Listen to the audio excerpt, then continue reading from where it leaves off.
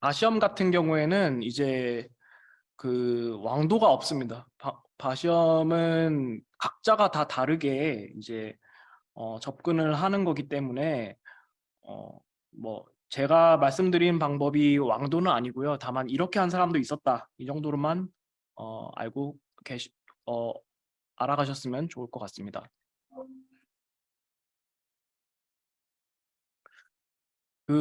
저도 처음에는 문제 밑에 보시다시피 뭐 10개 문제가 나오면 2개 맞고 뭐 3개 맞고 그랬었습니다. 그거는 뭐 당연한 거고요. 그리고 문제는 이 룰을 어디서부터 어떤 교재를 이용해 가지고 얼마나 뭐를 외워야 될지 전혀 감이 잡히지 않는다. 그게 이제 가장 큰 문제인 것 같습니다. 뭐 여러 가지 자료들을 뭐 제공해 주겠다, 뭐 제공된다, 그리고 뭐 여러 가지 자료들이 있다라고 한들 이 자료를 갖고 뭘 어떻게 해야 될지를 아마 다들 모르실 거예요. 근데 그거는 본인만 그런 게 아니고 모두가 다 똑같습니다. 그렇기 때문에 자신감을 꼭 가지는 것이 일단 중요하고 25% 30% 나온다 절대 이제 기죽지 않았으면 좋겠습니다. 다만 이제 시행착오를 빨리 겪어서 그리고 많이 겪어서 자기의 본인만의 공부법을 빨리 만들어내야 됩니다.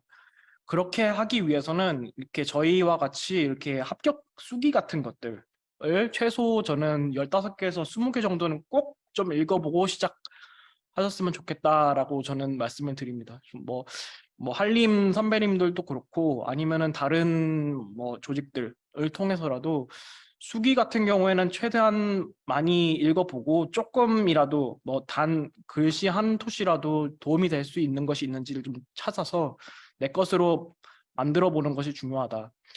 그리고 저 같은 경우에는 그 룰을 다 목차별로 해서 그 정리를 하는 그런 걸 한번 해봤어요.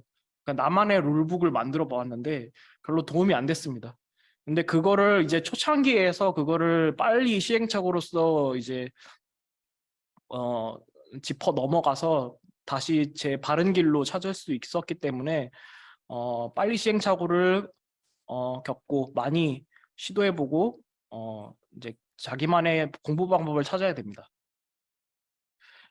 그리고 어떤 분 같은 경우에는 이제 뭐 교재가 뭐 비싸다 이렇게 하는 분이 있는데 저기 오른쪽 하단에 있듯이 비행기 값, 호텔 값, 식대 그리고 거기에 대한 투자 비용을 생각하면 돈이 한 수천만 원 정도 든다고 저는 알고 있습니다. 거기에 비해서 책값 10만 원은 정말 뭐 100분의 1도 안 되는 그런 가격이라고 생각하기 때문에 교재 구매에 있어서 절대로 돈을 아끼지 않았으면 좋겠습니다. 그 고민하는 시간 자체도 아깝습니다. 그거를 그냥 바로 구매를 하시고 어, 최대한 기간을 줄여서 정말 한 번에 끝내겠다는 그런 굳은 각오를 가져야만 합격할 수가 있다고 저는 생각합니다. 그리고 이제 본 시험은 이제 시간 내에 다 풀어야 한다. 그것이 처음이자 끝입니다. 단순한 전제이고요. 시간 내에 한 문제라도 못 풀면 그게 결국에는 본인의 발목을 잡아서 그 커트라인에서 왔다 갔다 하는 그런 아주 아주 큰 이제 포인트가 될 수도 있습니다. 그러면 시간을 어떻게 줄여야 한다는 것인가를 이제 말씀을 드리자면 뭐 단순히 뭐, 뭐 초시계만 켜놓고 푸는 게 중요한 게 아니고 처음에는 오래 걸리더라도 이슈 스파팅, 목차 외우기 이런 것들을 자연스럽게 체화를 시켜서 이제 시간을 줄여야 되는 부분이 있고요. 그 문제를 봤을 때 이거는 무슨 문제구나. 어떻게 나오겠다. 함정은 이런 게 있었지. 이런 게 0.001초 만에 나와야 되거든요. 그래야지 이제 문제를 이제 다스리면서 이제 풀 수가 있습니다. 이거를 끌려가면서 문제를 풀게 되면 시간이 오래 걸리고 시간에 오래 걸리다 보면 나중에 한두 문제를 못 풉니다. 한두 문제를 못 풀면 그 시험은 떨어집니다. 그렇기 때문에 시간 관리가 굉장히 중요하다. 이거는 제가 이제 열품타라는 어플리케이션이에요. 제가 이제 공부한 시간들을 적어 놓은 건데요. 이제 9월 이제 25일부터 이제 공부를 시작했는데 처음에는 9월, 10월, 11월까지는 직장을 다니면서 했습니다. 그래서 저도 이제 집안에 이제 자녀도 있고 아기 재우고 한 10시부터 이제 공부를 시작했어요. 11시부터 해서 하루에 한 3시간씩 한 2시까지 공부하고 그렇게 9월, 10월, 11월까지는 보냈고요. 12월 때부터는 휴직을 했었습니다. 휴직을 해서 이제 아침에 독서실 문을 열고 들어가서 독서실 불을 끄고 나올 정도로 어 이제 거기 매여서 살았고요. 그리고 중간중간에 보시다시피 뭐 검은색 이제 12월 이제 검은색들이 조금씩 보이는데 이게 그 슬럼프 기간이거든요. 가끔 하루씩은 도저히 공부가 안 돼서 그냥 밖에서 뭐 놀다 온 적도 있었고 이게 사람인지라 기계가 아닌지라 좀 그런 한계는 있었습니다. 다만 이제 1월, 2월로 갈수록 이제 하루에 13시간 이상은 공부 시간을 확보를 했고요.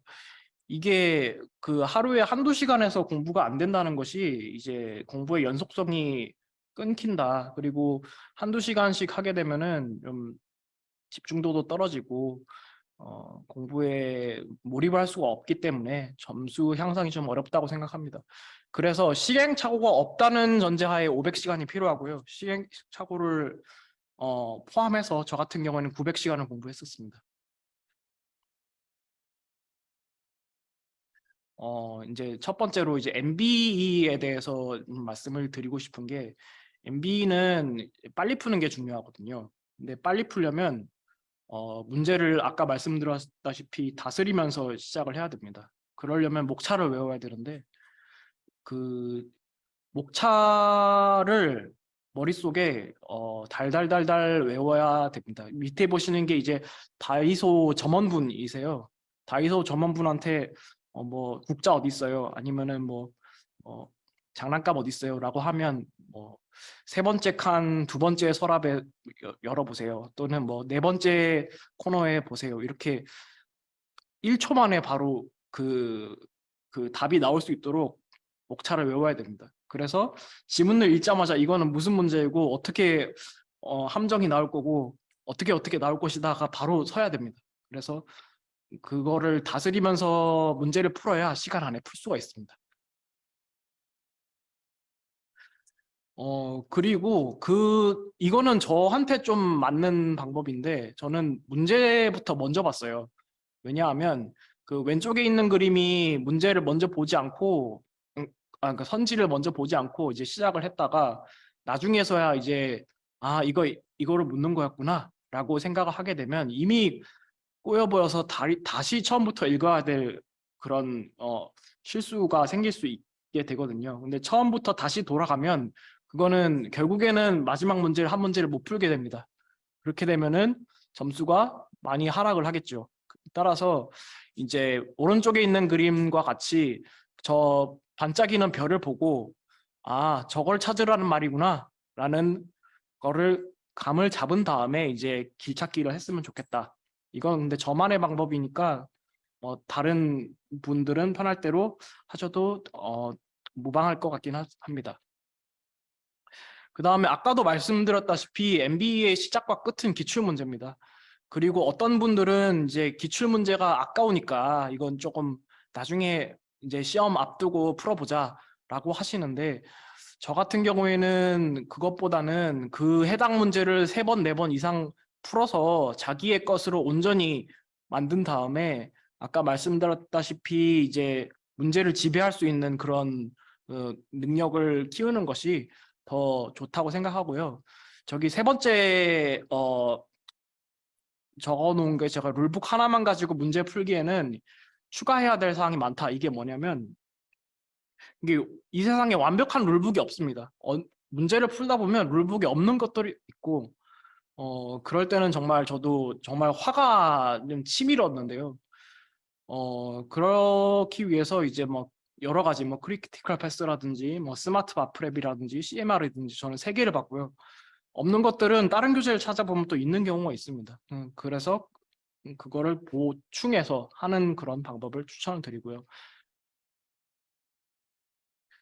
그 다음에 이제 ME 같은 경우에는 저 같은 경우에는 핵심 단어로 외웠습니다. 문장을 전체를 암기하는 게 아니고요. 그냥 단어 키워드 위주로 이제 외웠습니다. 이거는 뭐 여러 사람들이 의견이 다른데 저 같은 경우에는 그랬다는 거고요. 그 다음에 다만 이제 키워드만 공부한다는 게 아니고 공부를 할 때는 문장으로 된 것을 공부를 하고 외울 때는 이제 키워드를 외운다 이런 의미입니다. 키워드로 공부를 해서 키워드만 외우면 나중에 이제 이게 무슨 말인지도 모르고 적용이 안 될 때가 있거든요. 그래서 공부는 문장으로 일단 하시고 이 말은 저기 스마트밥 프랩의 그 숏북 말고 롱북을 보라는 말씀입니다. 그 숏북을 보게 되면은 핵심 단어만 그냥 나열이 돼 있는데 그것만 보면 이해가 안 됩니다. 따라서 일단은 문장으로 된 거를 공부를 한 다음에 거기서 충분히 체화가 되면 이제 숏북으로 넘어가라 이 말씀을 드리고 싶고요. 그 다음에 이제 ME 같은 경우에는 저는 15년치를 봤는데 이제 이슈가 이제 계속 반복이 됩니다. 반복이 되고 반복이 안 되는 것도 있고 하는데 그거를 문제를 많이 풀어보는 것이 중요하다. 저 같은 경우에는 한 100개를 풀었습니다. 그래서 왼쪽의 그림과 같이 이제 키워드를 알아야 되고 열쇠 모양이죠. 그리고 오른쪽과 같이 이제 그 세 네 줄로 정리를 해서 머릿속에 암기를 해야 됩니다. 그리고 마지막으로 제가 정말 또 강조 드리고 싶은 건 결국엔 MPT거든요. 이 시험은 공부할 시간이 얼마나 많이 확보하느냐가 첫 번째고 두 번째는 MPT를 잘 치느냐 그게 그 두 가지입니다. 그래서 MPT를 잘 치려면 그 글을 이해를 해야 되고 이해를 하려면 구조가 머릿속에 잡혀 있어야 되는데요. 그 뭐 파일이나 라이브러리들이 이제 막 어느 순서대로 무엇을 먼저 읽을까요? 하는 게 뭐 첫 번째 질문이 될 수도 있겠는데 저는 무조건 그 라이브러리 먼저 읽고 구조를 잡았습니다. 그래 이거는 뭐 어떤 글이고 저거는 어떤 글이고 이런 구조를 잡은 다음에 파일을 읽었습니다. 그 다음에 직접 작성한 거는 10회라고 돼 있는데 10회는 아니고 그래도 한 60번 정도 된 것 같아요. 60번 정도는 했고 그리고 구조도는 이제 시간이 없을 때 이제 저런 구조도만 잡으면서 좀 시간을 아꼈었습니다. 그리고 스터디 그룹은 저 같은 경우에는 꼭 구성할 것을 좀 강력 추천드립니다. 혼자서 공부하게 될 경우 공부 자체는 문제가 없을 텐데 이제 아무래도 미국에 가서 시험을 치르는 거다 보니까 돌발 상황이 저는 생각보다 많이 발생했었거든요.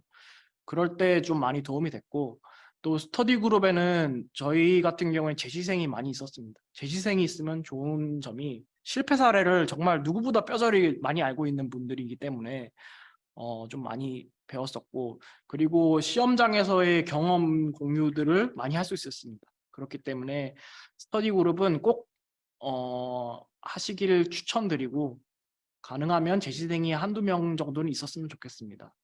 그리고 스터디 형식은 뭐 본인의 가용 시간을 고려해서 뭐 내용을 공유하든 실전 시험식으로 해서 시간만 정해서 하든 그거는 오로지 이제 선택의 영역이라고 보는데 저 같은 경우에는 실전 시험식이 맞았습니다. 네, 그래서 이 시험 같은 경우에는 결국에 아까 말씀드렸다시피 시간을 얼마나 많이 확보하고 MPT를 얼마나 잘 치느냐 그것이 중요한데 하다 보면은 정말 포기하고 싶은 때가 많고 정말 욕이 나오는 상황이 굉장히 많습니다. 근데 그런 상황들을 정말 뛰어넘어야만 이제 일정한 점수에 도달할 수 있기 때문에 꼭 이제 꺾이지 않는 마음을 갖고 정말 열심히 정진을 하다 보면 그리고 집요하고 이제 디테일하게 문제들을 접근하다 보면 어느 순간 이제 합격 점수에 도달해 있는 자신을 보게 될 것입니다. 예, 이상입니다.